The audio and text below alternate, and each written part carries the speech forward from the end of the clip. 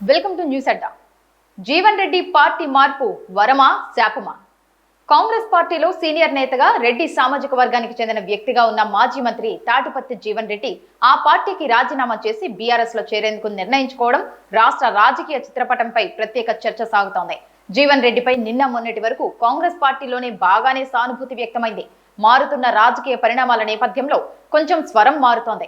జీవన్ రెడ్డి తన రాజకీయ భవిష్యత్తుకు బీఆర్ఎస్ ను వేదికగా ఎంచుకోవడమే కాకుండా సీఎం రేవంత్ పై తీవ్ర విమర్శలు ఎక్కుపెట్టడంతో కాంగ్రెస్ పార్టీ అలర్ట్ అయింది. పీసీసీ అధ్యక్షుడిగా మహేష్ కుమార్ గౌడ్ స్వయంగా జీవన్ రెడ్డికి పొలిటికల్ కౌంటర్ ప్రారంభించారు. మరోవైపు సోషల్ మీడియా వేదికగా కాంగ్రెస్ పార్టీ జీవన్ రెడ్డికి అనేక ప్రశ్నలు వేస్తూ అందులో కొంత వెటకారం విమర్శలు జొప్పిస్తూ తన రక్షణ చర్యలు ప్రారంభించింది. రానున్న రోజుల్లో దీని తీవ్రత మరింత పెరిగే అవకాశం ఉంటోందని అంచనా వేస్తున్నారు. బీఆర్ఎస్ లో తన చేరికకు జీవన్ రెడ్డి నిర్ణయించుకుని రాజకీయ హంగామా చేసేందుకు భారీ బహిరంగ సభకు సిద్ధమవుతున్నారు. ఈ చేరికను అంది వచ్చిన అవకాశంగా భావించి బీఆర్ఎస్ కూడా సర్వశక్తులొడ్డుతోంది.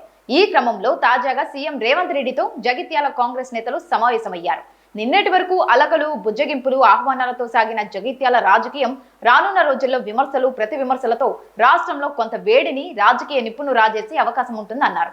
జీవన్ రెడ్డి పార్టీ మార్పుపై పాజిటివ్ నెగిటివ్లతో పాటు అనేక విషయాలు చర్చల్లోకి వస్తున్నాయి. ముఖ్యంగా ఆయన చేరాలని నిర్ణయించుకున్న బీఆర్ఎస్ కు రాష్ట్రంలో కొంత ఊతమిచ్చే అవకాశం ఉందనే అభిప్రాయాలు కూడా వినిపిస్తున్నాయి. జీవన్ రెడ్డి రాజకీయ భవిష్యత్తు ఎలా ఉంటుందనేది కాలమే నిర్ణయం చేయాల్సి ఉంటుంది.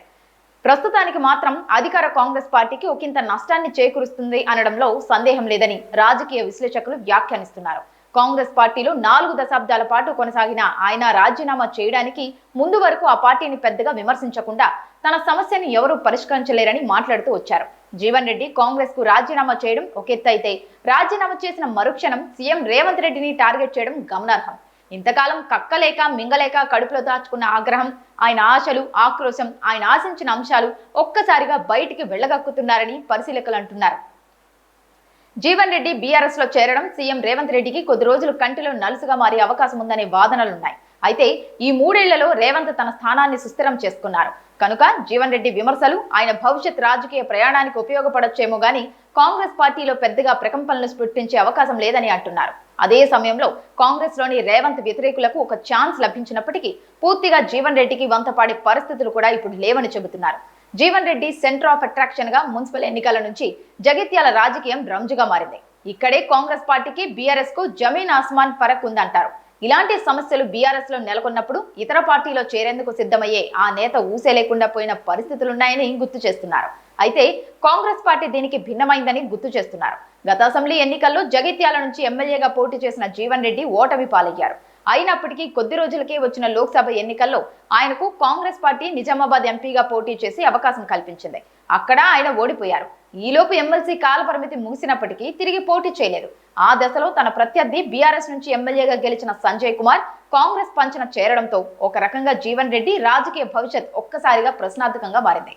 కాంగ్రెస్ పార్టీలో కొనసాగుతూ తన రాజకీయ అస్తిత్వాన్ని కాపాడుకోవాలంటే ఆయనకున్న ఏకైక అవకాశం రాజ్యసభకు ఎంపిక కావడం ఒక్కటే. అంతర్గతంగా ఈ దిశగా ఆయన పావులు కదిపినప్పటికీ ఆయన అనేక ఎన్నికల్లో పోటీ చేసే అవకాశాలు పొందడంతో పాటు జీవన్ రెడ్డికి అవకాశం ఇస్తే తేనె తుట్టెను కదిపేట్టినట్లేనని భావించిన రేవంత్ నాయకత్వం ఈ అంశాన్ని పట్టించుకోలేదని సమాచారం. గ్రామ పంచాయతీ మున్సిపల్ ఎన్నికలతో సొంత పార్టీలోనే ఆయనకు ఎమ్మెల్యే సంజయ్ బలమైన ప్రత్యర్థి మారడంతో జీర్ణించుకోలేకపోయారనేది కాంగ్రెస్ వర్గాల వాదన.